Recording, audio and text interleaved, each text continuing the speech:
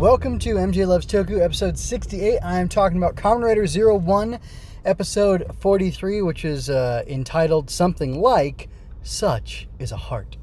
And, let me see. My personal title for it is You Are the Key, but I will get into that. Kamen Rider 01, episode 43, aired on August 16th, 2020. It was written by head writer of the show, Yuya Takahashi. Let me try that again. Yuya Takahashi. And it was directed by Ryuta Tasaki. So, I think this is the penultimate episode of 01, but I don't know that for sure. Regardless, that doesn't really change how I feel about it, except for the fact that I guess I'm just a little more pleased with just how darn good it is. So, I think that, I'm going to say, X8 was one of my favorite shows out of the, I've seen everything from Double On, and I've seen all of Black. I think that's it. Double On, Black, Dragon Knight. Yeah, that's pretty much it. So still, Double On, that's 10 years of Kamen Rider, plus, if you want to count, I guess, yeah, oh, but I did skip out on Zio, because I did not vibe with that show, so I said goodbye as soon as I could. Anyway, so I was really interested in this episode, and I think I actually listened back to my review before I started recording my review of the previous episode, episode 42, because I feel like this very much builds on top of it, and some of y'all may not know, but I think the last like 2 or 3 episodes of O's, there is a special cut of them where they're meant to be watched like as one single long episode or movie or whatever. And I kind of get the sense that you could probably do the same thing here. And I just think it's really interesting what's going on. Oh, okay. I guess I won't go. I get the sense that something similar is going on here with this. And so I might be short in what I have to say because I feel like a lot of it's just building on top of what I said in the last analysis. But who knows? I may have a lot more good, juicy stuff to add on. So I have kind of a wild theory as to what exactly may be going on. The fact is that Aruto never became corrupted by Arc. He's acting on his own, his heart is full of malice, and he is legitimately full of hate for Horobi. Now, I'll loop back to that at the end. I'm going to go semi-chronological. To expand on what I had said in the last analysis, Izu was like a sister to Aruto. He had to watch his father die, and then he is driven or possessed, so to speak, but not really, right, by his anger and his hatred, and it causes him to inflict the kind of pain on him that he never wanted to endure. He's walking this lonely road, consumed by his anger and his hatred and malice. And in that, he becomes the very thing he swore to destroy, like I said last time. And we get a reversal where instead of a Humagear father saving his son, we have a Humagear son saving his father. And Aruto had been marked by the trauma that happened to him, but he was always optimistic, always hopeful, always believed in pursuing his dream. He even, though he was a person of sorrows, went into a career where he would make people laugh and smile. He would bring them joy, even though he was coming from this place of profound pain and suffering and heartache. But it seemed as if he refused to give in to that, and he actively worked against that. But he was kind of, when we met him in the beginning of the show, again referring to the Fool's Journey and character arcs and whatnot, he was in a place where he was floundering. He was a failed, not magician. I believe he fulfills the magician archetype, or he's there when we meet him. Anyway, that may or may not be true. But regardless, he's a failed comedian. He's not really making people laugh. His sense of humor is hyper particular and funny to a few people like Fua and his family. And not that we find that out till much later in the show, but regardless, that's where he is. then he's thrust into this other position. Well, I won't belabor it too much because I've already said that recently. But he rises or transforms. He goes from this position of just being someone who's happy and who is untested to some extent, to somebody who's constantly tested, who is growing in his happiness, who is probably or possibly feeling more fulfilled than he has in a long time, because while he isn't actively making people laugh as a comedian or bringing them joy in that way, in a positive generative matter, he's using his martial strength that he's gained through the use of the 0-1 driver to protect and defend people and to bring them into relief and joy and happiness from their lives being on the edge of death, on the edge of destruction. He pulls them back from that by protecting them from Magir.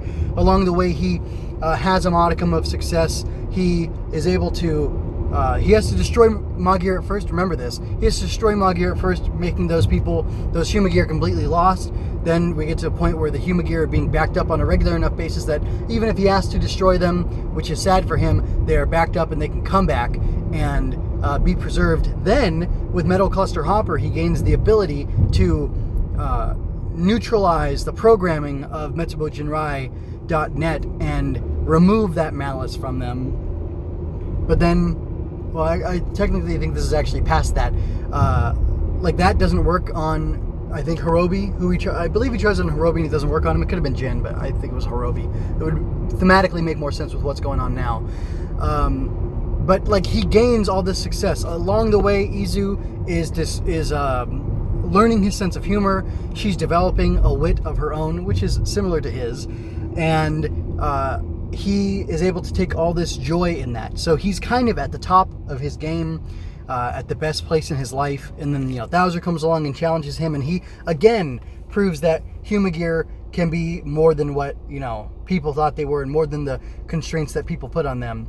And he seeks to push himself and push his company and everything to this next level and transform what it's about and what it's representing. He uses Hedon manufacturing, even when he loses Hedon intelligence, for a greater purpose. And all of this stuff is fulfilling. Again, he has everything, and then everything's stripped away from him. And in that heartache and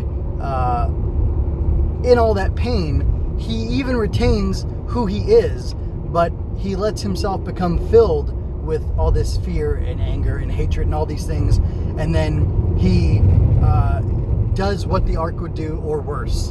And that's very interesting. Although, it is interesting to note, and I had asked why before, he was not killing Horobi and the others, he was letting them stay alive.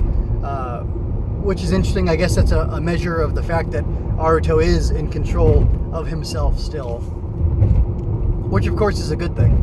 But there are instances where he seems to struggle against the power and the malice inside of the arc driver, or maybe the key is what holds it. But anyway, it's just interesting to me to draw out that analysis, or that look at Aruto, that full, multifaceted look at him. And then let's look at Horobi. Horobi started off as a father type Humagir, and he dies, or Jin dies and reminds him, awakens him and his father's heart, and he cries for the death of his son. After he had said he didn't care about Humagir so much anymore, as long as he could destroy the humans, after he had murdered Izu in cold blood to prove that he was heartless, the death of his son, the sacrificial death of his son who gave up his life so that his father could live and reach something greater, reach a greater state of being, that, like I said, awakened the heart within him, caused him to cry, much as Izu had cried just before she died. And she was talking all about her heart. He had been denying his heart. I think the fact that he shed tears, the presence of the growth of the full-fledged, flourishing existence of his heart is undeniable to him now. And he has become as man, so to speak. And that really puts, I think that really sets things up for being in an interesting place. This feels a little bit to me, not to spoil things, and I won't spoil things, like where the story that Takahashi wrote went with X-Aid, especially in the X-Aid, what were they called? X-Aid Ever After, the trilogy of movies set after X-Aid proper. I won't say anything more about them, but this is going in similar directions to that, and I thought those were very effective, and I feel like Takahashi's like expounding upon this thesis of what it means to be a person and what it means to be a maladapted person, and how that kind of broken person can find healing and redemption, and I don't know what else. But I don't really expect to see Horobi saved or redeemed, but it would sure be interesting if that's how far things went, because Aruto, in order to kill Horobi, would have to say that he's willing, to me, in the confines of the show, would have to be saying that he's willing to kill a person for what they've done. And, Horobi especially, you would think would have a little bit of a buy or a pass because of all the things that have been done to him, how he's been victimized, manipulated, brainwashed, and warped. But now that he does fully have his own heart and his own consciousness and conscience, and he's fully aware, self-aware, you could say, of what exactly he's doing and the moral implications of it. Should he be held responsible for them? Yes, just as Thouser should be held responsible for what he's done and what he's doing. I believe that Horobi should be as well. We don't know exactly what's going to happen with Amatsugai, and if his and Horobi's fates will be similar. And if you want to, bring the fatherhood and parental relationship, familiar relationship stuff that much further, Ark is basically Amatsugai's child, and Horobi is, a grandchild to him, or, the child of the Ark, and, Jin was his child. So there's this whole lineage or legacy of these, hurt, damaged men doing these terrible things in order to make right what had happened to them and how they had been victimized, and they did it by, abusing others. And of course, this isn't me saying that they should be forgiven all that. I'm just saying it's interesting that, and here I'm getting to my central point, especially because I'm, basically out of time to talk. You are the key. You are the key to everything that happens in your life. Things can happen to you. You can be victimized in so many different ways. But I believe ultimately the choices that you make in the moment to hurt, attack, kill, do damage to somebody out of vengeance and hatred to get back at them, like that kind of defines who you are. But beyond that, and a more hopeful message is that once you've been defined, your definition doesn't set. You have the key. You are the key to unlock your own potential, to unlock your destiny, to unlock, who you are as a person, and the limits that you will go to, the limits that you will exceed. All those things are ultimately up to you as the individual, and you can make the situation right to some extent, no matter who you are or what you've done. Of course, I'm not imagining that somebody who's, gone around doing a bunch of murders is listening to this, but, none of us are perfect, and all of us have fallen short, and we can all repent and reform and make ourselves better. And I would say that the message in this show is similar to what I'm saying. I think that's what Takahashi Yuya is putting down, and I'm picking it up and I'm sharing it with all of you because I think it's a beautiful, important message, and I'm really pleased that seems to be where the show is going. I thought the extent of the show would be that Humagir are people too, even though they're from this, servant class. They're supposedly subservient, or they were at one time subservient to people, to humans, partially because they were made by them, and they were made, I guess, a little lower than the humans. But now we see that the natural progression, no matter where they started from, is that they are now equal with humans. Both, something I've said again, or I've said before, and I will reiterate now, is that both humans and Humagir can be found in the loftiest heights of good and righteousness, and they can be found in the darkest, deepest depths of depravity. And they can both be responsible for great good or great evil. But again, the answer lies with them in what they choose to do in the moment, regardless of how hurt they are or what is going on. They have the ability to leap towards their dream and their future and whatnot, and so do you. And like I said, really, you are the key to what your life holds. And I'm not saying this as no matter what happens to you, you should never be hurt. I'm saying that you are strong enough to endure that hurt and rise above what someone else put on you. Actually, it was interesting. My wife shared with me something earlier by Booker T. Washington, and I actually want to stop the show to find that real quick because it's that important. And I think I'm going to close with that because I think that it very much falls in line with this. Booker T. Washington, I think he was a former slave, but I actually don't know the history. I was going to speak ignorantly on that. I shouldn't do that. Woo! Okay. So I'm going to break in here and kind of ruin what I'm doing because, so Booker T. Washington was a former slave. These are quotes ascribed to him. I don't know if they're true or not, but these are great. Success is to be measured not so much by the position that one has reached in life as by the obstacles which he has overcome. Then another one. Let's see. A lie doesn't become truth, wrong doesn't become right, and evil doesn't become good just because it's accepted by a majority. Could it be that this former slave was talking about the fact that it was the opinion of the majority that blacks were inferior and they deserved to be held as slaves? I think that's pretty fantastic. I think that's pretty profound.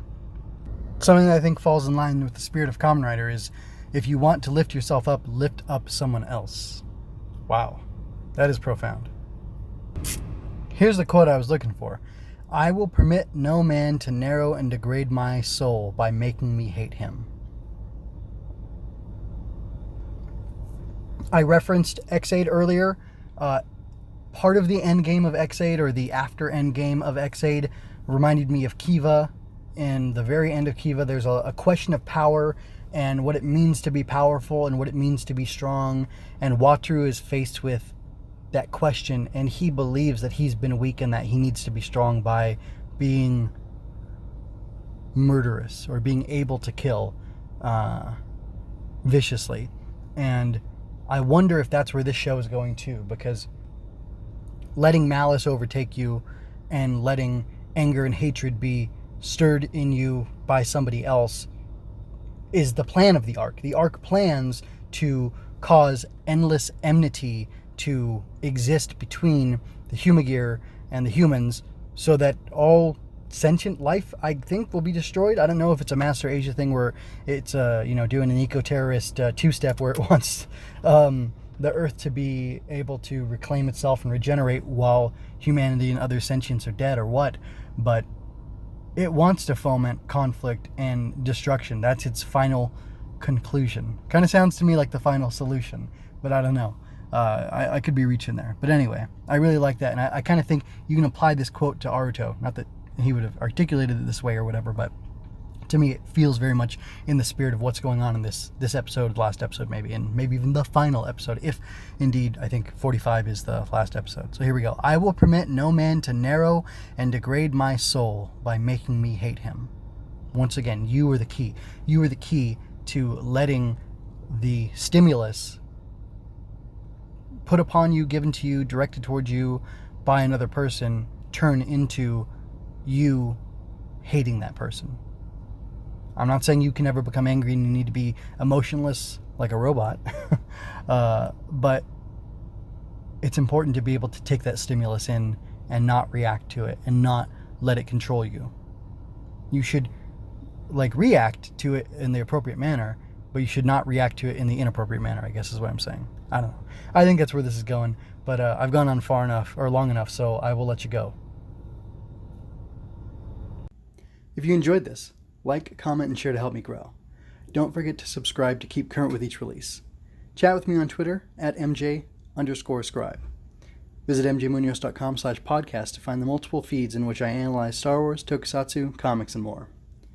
Visit mjmunoz.com/support for links to my Redbubble and Coffee pages so you can help keep me doing the things I do.